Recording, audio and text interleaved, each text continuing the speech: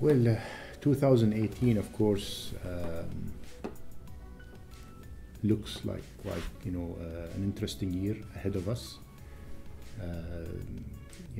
For us, of course, we've embarked on a different kind of strategy almost a couple of years ago. So 2018 is going to be perhaps a continuation of some of the key drivers that we have set out almost a couple of years ago. But the key focus area, of course, is going to be on a lot of products that we have sort of started to create some time ago, some of which we have already launched. These are sort of specialized product that addresses specific supply chain and logistic for certain industries, verticals that are out there today. Some of the products that we have already launched almost a year ago was the pharma product, which was one of the key driver for us in terms of being able to create the right infrastructure, have the trained team to be able to manage this vertical, and the fact that we are able to sort of get all the international certification to be able to deal with it.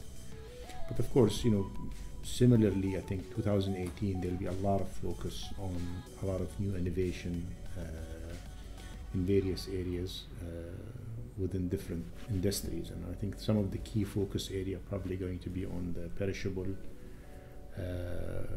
product, which we have just expanded, and of course we've launched actually part of it, but there will be some additional phases to the perishable product. We've had the Emirates SkyWheel, which is another product that we have sort of launched, and this is again another product that addresses the automobile movement back and forth. So similarly, there'll be a lot of innovation in developing new products that are out there, which is probably we're going to talk about it during the year. Well, I mean, pharmaceutical is one of the key verticals that we've realized that it's an area that we need to pay a lot more attention to be able to sort of participate in the transportation of this specific commodity. And almost 2 years ago, we've embarked on this project, probably more than 2 years, but 2 years where things have started to sort of come about, and then we've realized that we needed to have a dedicated facility in terms of infrastructure that we need to put both at DXB, Dubai Airport, and DWC, which we have done. We had to sort of bring in specialized team, train them, upscale them to be able to deal with the movement of this specific industry.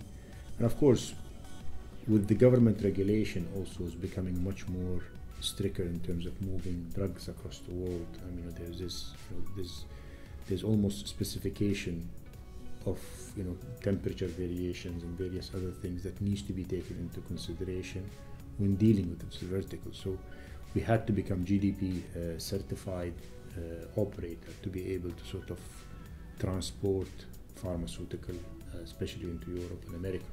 And of course, the result of that, I think, we're roughly about 20 or almost 38% growth that we've seen in the pharmaceutical vertical alone.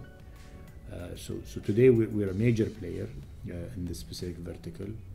We continue to expand our capability where, we've started by having probably the largest GDP compliance hub that is based in Dubai, probably in the world. With DXB, DWC capability that we have and the connectivity between them. Our second phase, of course, we started almost about a year ago, where we've started to look at having a GDP compliance origin destination. So it's not just our hub, but we make sure that as soon as we take custody of the shipment from the origin, that it is actually kept and managed through GDP compliance facility. And the same thing happened on arrival of the final destination of the shipment. So with these sort of capabilities today, we probably have almost about a dozen origin destination cities across the world today. Every movement has become a specialized movement. I mean, it took us, of course, with KhalifaSat and with Dubai, Mohammed bin Rashid Space Center, we've signed the MOU to sort of handle all their logistics and supply chain. And again, it's almost implanting our people with Mohammed bin Rashid Center to sort of work with these guys to understand how is it that they want to move these expensive satellites. I mean, it takes years to build these satellites. You could imagine, I mean, a small damage to a satellite would cost millions of dollars. And therefore, planning for the transportation of some of these equipments becomes almost part and parcel of the whole product and the product development team. So we've had some of our structural engineers who actually been working on this for the last almost 6 to 8 months with Sheikh Mohammed bin Rashid Space Center to really understand the logistics and how is it that need to move this and what are the logistics and that's going to be involved. So I mean, this has been a true pride project for us. Sheikh Mohammed bin Rashid Center and the movement of this to Korea for us was the first milestone, and therefore we had to make sure that all of that done with absolute detail from beginning to end without leaving a room for failure. And that's the amount of detail that goes into literally every inch of this whole transportation. So yeah, I mean, it's been an incredible journey for us. It was a huge learning curve for our guys to actually work with Sheikh Mohammed bin Rashid Center and really understand what are the gaps, what are the challenges, what are the issues, and how can we address that? How can we come up with different solutions? Do you park that big space shuttle, or how do you move it? All of that was part and parcel of what we're trying to do with them, and I'm glad to say that we've managed to deliver it about 2 weeks ago, safe and sound, without any damage, and that's something that we're extremely proud of. Of course, that space shuttle will come back again here, so we have to bring it back to Dubai.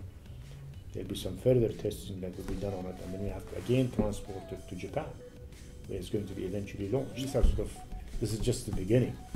I mean, these guys are talking about maybe more satellites coming up much more faster. So how do we become part of the whole entire supply chain of what they're trying to do? Importing some of the parts, exporting the whole satellite, and so on and so forth. So yeah, I mean, as I said, I mean, every industry today has become extremely specialized, and unless and until you really have the expertise in your team who can engage with a lot of this industry and understand, I think, some of these stress points and the challenges and the difficulty that they face and come up with alternative solutions, it becomes almost impossible to sustain some of this business for a longer period of time. So yeah, it's going to be quite exciting.